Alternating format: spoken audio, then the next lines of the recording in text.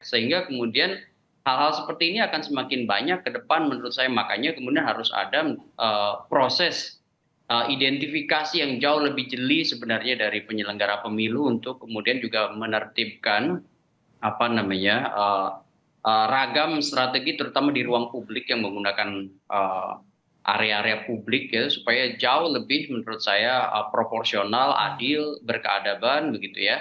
Maksud saya begini, Pak Presiden kan tentu juga, harus berdiri di atas semua golongan ya, maksud saya kontestan, Capres 2024 tentu bukan hanya Pak Prabowo, ada Pak Ganjar, mungkin juga ada sosok lain sebut aja misalnya berpotensi nyapres itu ada juga Anies Baswedan.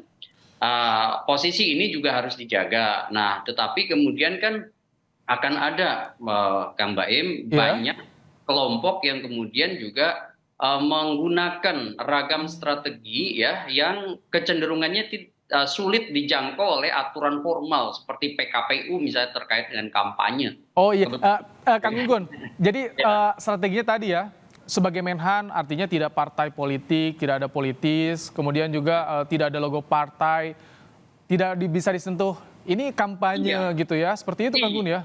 betul. Nah, itu yang kemudian pasti sudah dipertimbangkan oleh mereka yang memasang. Tinggal sekarang, publik juga harus jauh lebih kritis sih. Contoh misalnya, sebenarnya kan kayak, publisitas berbayar seperti ini kan reklame ini publisitas berbayar ya. Itu kan sebenarnya bisa diidentifikasi siapa yang masang sebenarnya kan, karena apa, menyangkut misalnya pajak ya kan, kemudian juga ada perusahaan yang memiliki, apa namanya, billboard Tapi atau ini Kang Gunggun reklam.